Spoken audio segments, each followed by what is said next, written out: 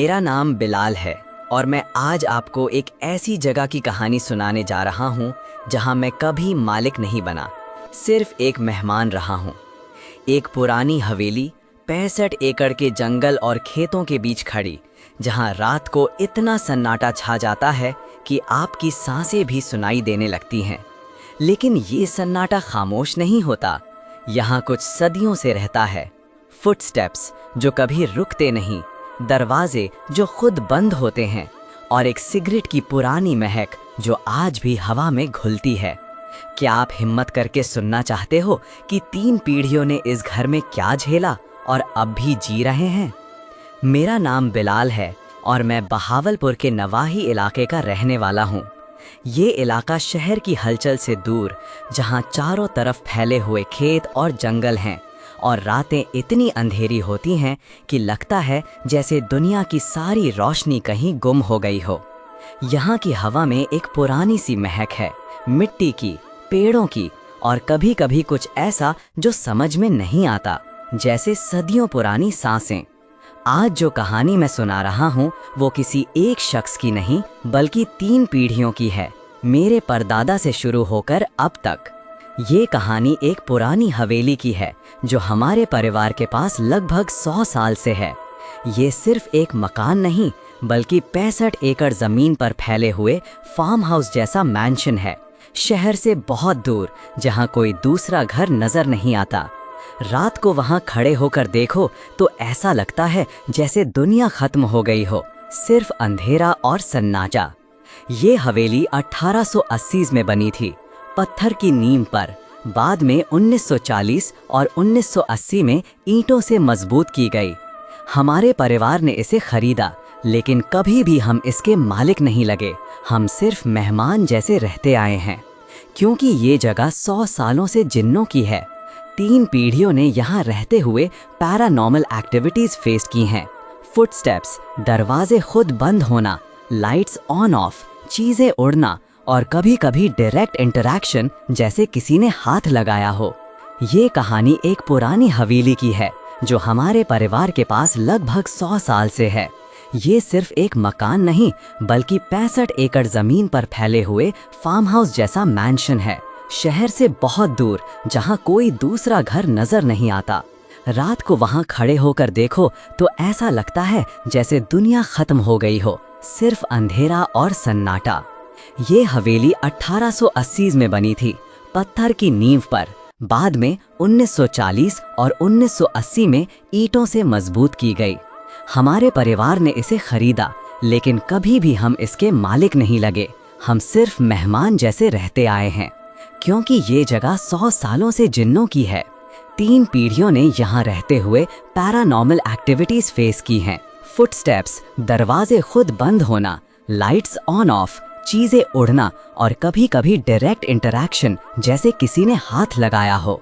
इन घटनाओं ने हमें डराया नहीं बल्कि हमें सोचने पर मजबूर किया कि क्या हम सच में इस जगह के मालिक हैं या सिर्फ किराएदार। शुरुआत मेरे परदादा के वक्त से हुई। वो प्री पार्टीशन के वक्त गरीबी में थे और ये हवेली उनके लिए सिर्फ एक छत थी।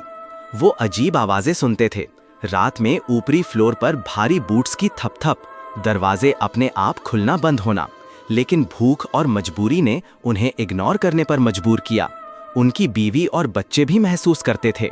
सीढ़ियों पर चढ़ना मुश्किल लगता था, जैसे कोई रोक रहा हो। ऊपरी फ्लोर पर सांस लेना भारी, जैसे किसी और के कमरे में बिना इजाजत घुस गए हों। बच्चे शाम होने के बाद ऊपरी फ्लोर पर नहीं जाते थे। परदादा एक किसान थे, दिन भर खेतों में काम करते, शाम को थक कर घर लौटते। एक रात जब वो अकेले थे, उन्होंने ऊपरी कमरे से किसी के रोने की आवाज सुनी, जैसे कोई औरत दर्द में कराह रही हो। वो ऊपर गए लालटेन लेकर, लेकिन कमरा खाली था, सिर्फ हवा में एक ठंडी सिहरन। अगली सुबह उन्होंने सोचा शायद हवा का वहम होगा, लेकिन दिल में एक गांठ बंध गई। उनकी बीवी कहती थी, ये जगह पुरानी है, यहाँ पुरानी यादें बसती हैं, लेकिन गरीबी में यादों से ज्यादा पेट की आग जलती है। बच्चों की यादें और डरावनी थीं। सबसे बड़ा बेटा, जो बाद में मेरा दादाजी बना, बताता था कि रात को बिस्तर पर लेटे रहते तो लगता जैसे कोई उनके बगल में सांस ले रहा हो। एक बार तो उसने महसूस किया कि कोई उसके बालों को सहला रहा है, नरम ठंडे हाथ। वो चीखा, लेकिन जब लाइट जली तो कमरा खाली। परदादा ने इसे नजरअंदाज किया, कहा बच्चों का दिमागी फितूर है। लेकिन परिवार जानता था कि ये फितूर नहीं बल्कि हवेली का राज है। हवेली के चारों तरफ जंगल था, जहां दिन में भी सूरज की किरणें मुश्किल से पहुंचती। बच्चे वहां खेलते, लेकिन शाम ढलते ही घर भाग आते, क्योंकि जंगल से आने वाली हवाओं में एक फुसफुसाहट होती, जैसे कोई नाम पुकार रहा हो। 1947 के बाद मेरे दादाजी ग्रैंडफादर ने इसे परमानेंटली खरीद लिया। वो रिटायर्ड आर्मी ऑफिसर थे, बहादुर, डर से बिल्कुल बेपरवाह। रात के 2 बजे भी वो खेतों में घूमते थे। कहते थे डर दिमाग का भ्रम है। उन्होंने कभी कुछ नहीं देखा, लेकिन उनके बच्चे मेरे फादर और चचा ने बहुत कुछ झेला। नीचे के कमरों में भी ऊपर से भारी फुटस्टेप सुनाई देते, थंप थंप, जैसे कोई भारी बूट्स पहनकर चल रहा हो। दरवाजे शीशम के भारी थे, ताले लगे हुए, हवा से नहीं हिलते, फिर भी धम से बंद होते, जैसे किसी ने गुस्से में मारा हो। किचन में बर्तन गिरते, सिर्फ गिरते नहीं, जैसे किसी ने उठाकर फेंका हो। औरतों को पीछे से कोई साथ चलने का एहसास होता। दादाजी की बीवी मेरी दादी जी एक बार किचन में काम कर रही थी। शाम का वक्त था, बाहर अंधेरा छा रहा था। अचानक उन्हें लगा जैसे कोई उनके कंधे पर हाथ रख रहा हो, ठंडा लेकिन मजबूत। वो मुड़ी, लेकिन वहां कोई नहीं, सिर्फ हवा में एक सिगरेट की महक, पुरानी जली हुई। दादाजी सिगरेट पीते थे, लेकिन वो बाहर थे। दादी जी ने चीख कर दादाजी को बुलाया, लेकिन जब वो आए तो सब नॉर्मल था। दादाजी हंसे, तुम्हारा वहम है बीवी, ये पुरानी हवेली है, हवा खेलती है। लेकिन बच्चे जानते थे कि ये हवा नहीं। मेरा फादर बताता था कि एक बार रात को वो पढ़ाई कर रहा था। कमरे में सिर्फ एक मोमबत्ती जल रही थी। अचानक मोमबत्ती बुझ गई और कमरे में ठंड बढ़ गई, जैसे कोई खिड़की खुल गई हो, लेकिन खिड़कियां बंद थीं। फिर दरवाजा हल्का सा हिला और बाहर से फुटस्टेप्स धीरे धीरे, जैसे कोई चुपके से आ रहा हो। फादर ने दरवाजा खोला, लेकिन कॉरिडोर खाली, सिर्फ डोर से एक छाया सी दिखी जो सीढ़ियों की तरफ गई। वो रात भर सो नहीं सके। अगली सुबह दादाजी से कहा, लेकिन उन्होंने कहा रात की नींद की कमी से ऐसे वहम होते हैं। दादाजी की बहादुरी परिवार को हिम्मत देती थी, लेकिन अंदर ही अंदर डर बढ़ता जा रहा था। हवेली के बेसमेंट में जाना वर्जित था। वहां हमेशा नमी और अंधेरा रहता, और कभी कभी वहां से आने वाली आवाजें जैसे कोई चेन खींच रहा हो। बच्चे वहां कभी नहीं जाते, क्योंकि एक बार चचा जी वहां गिरे थे और उन्हें लगा जैसे कोई उन्हें नीचे खींच रहा हो। 1980 की एक मशहूर घटना। दादाजी बाहर थे, दादी जी अकेली थी। सर्द रात थी, वो बिस्तर पर लेटी थी, क्विल्ट ओढ़े हुए। कमरा अंधेरा था, बाहर से हल्की रोशनी आती थी। उन्हें लगा कोई पैरों के पास खड़ा है, सोचा दादाजी आ गए। अचानक क्विल्ट को जोर से खींचा गया, दूर तक फेंका गया। वो चीखीं, कमरा खाली था, दरवाजा बंद। उन्होंने बच्चों को बताया। उन्होंने मजाक में कहा, अब्बा जी की रूह ने मजाक किया है, अकेलापन दूर करने के लिए। लेकिन टाइमलाइन गलत था। ये 1980s की बात थी। दादाजी 2004 में गुजर गए थे, तो ये उनकी रूह नहीं थी। दादी जी उस रात के बाद कभी अकेली नहीं सोई। उन्होंने परिवार को इकट्ठा किया और कहा, ये हवेली में कुछ है जो हमें देखता है, हमें सतर्क रहना चाहिए। लेकिन दादाजी ने इसे नकार दिया, कहा पुरानी इमारतों में ऐसे किस्से होते हैं। दादाजी के शिकार के दोस्त 3 बुजुर्ग एक बार ऊपरी फ्लोर पर सोए।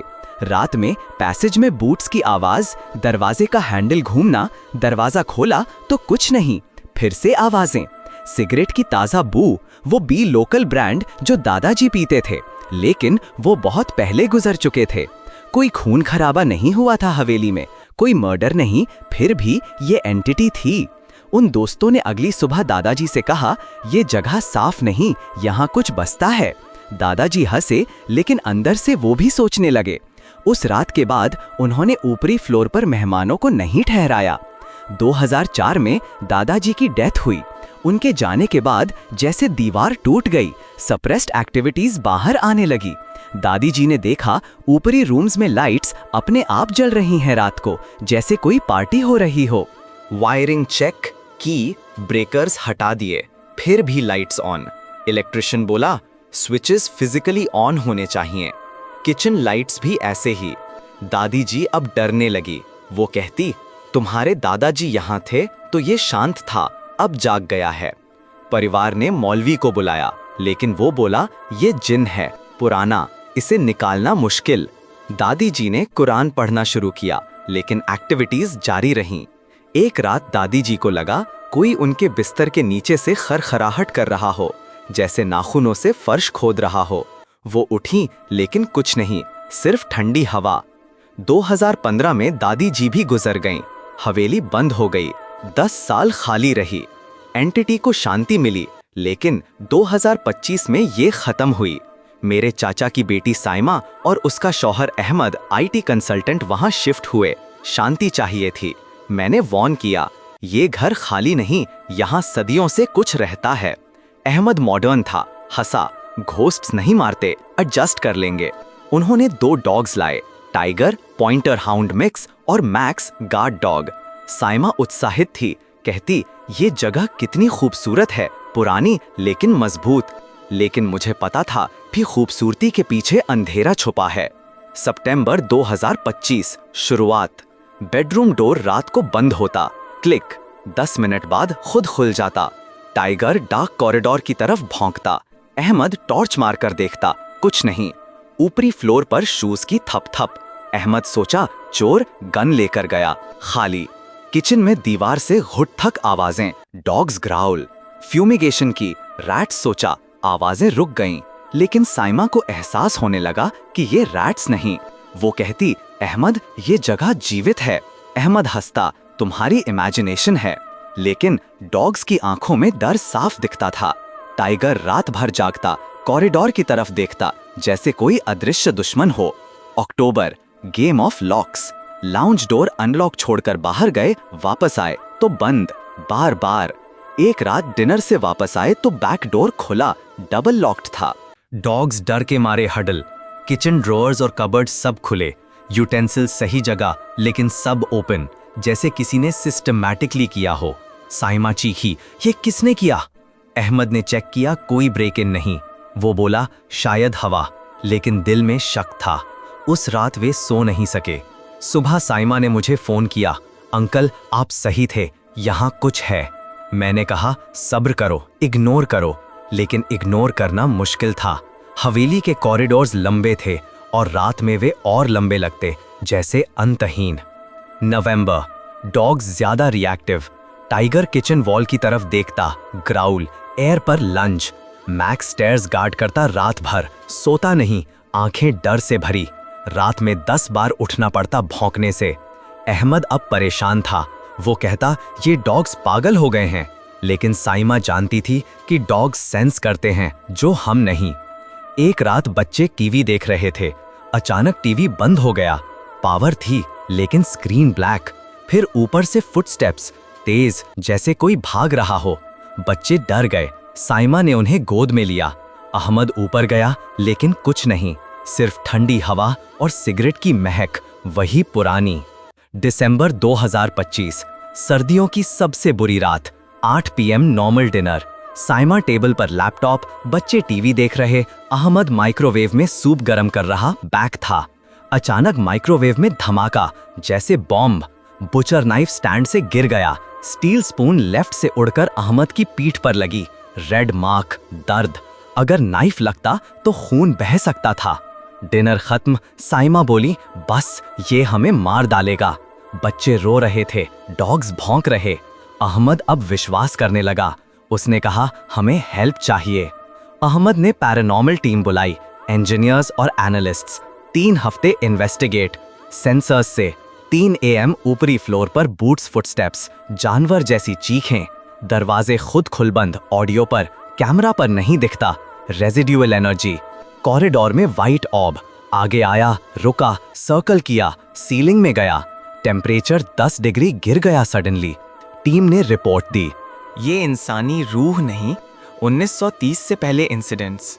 डिमोनिक नहीं, कोई पोजेशन, खून नहीं। पुराना जिन, मिस्चीवियस, अटेंशन सीकिंग, बच्चे जैसा। इग्नोर करो तो शोर मचाता, चीजें खोलना पसंद, डोर्स, ड्रॉर्स, बंद होना नहीं बर्दाश्त। हैबिटेट, ऊपरी ईस्ट रूम्स और नीचे किचन, बेसमेंट साफ। फैमिली ने फैसला किया नहीं जाएंगे, कोएग्जिस्ट करेंगे। कुरान पढ़ा, एंटिटी से कहा हम तुम्हें नहीं सताएंगे, तुम हमें मत सताना, घर हमारा भी है।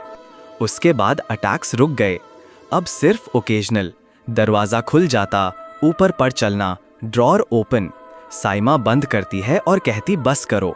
डॉग्स देखते हैं लेकिन ग्राउल नहीं, जैसे रूममेट बन गया हो। साइमा अब कहती है ये जिन परिवार का हिस्सा है। ये हवेली अब भी वहीं खड़ी है, विल्डरनेस में। अगर रात गुजारने आओ, दरवाजा लॉक करो, सुबह शायद खुला मिले, क्योंकि कोई यहाँ बंद दरवाजे पसंद नहीं करता।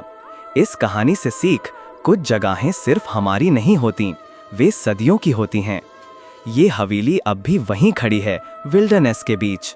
अगर कभी रात गुजारने का इरादा हो तो दरवाजा लॉक जरूर कर लेना, लेकिन सुबह चेक करना मत भूलना, शायद वो खुला ही मिले, क्योंकि कुछ जगहें बंद दरवाजे बर्दाश्त नहीं करती। अगर आप भी ऐसी कोई रियल पैरानॉर्मल कहानी जानते हो या इस हवेली के बारे में कुछ और जानना चाहते हो तो कमेंट में बताओ, शायद अगली रात हम साथ में सुन सकें। सब्सक्राइब करो, शेयर करो और याद रखो, हर पुरानी हवेली की अपनी कहानी होती है और कुछ कहानियां कभी खत्म नहीं होती। क्या आप तैयार हो अगली कहानी के लिए?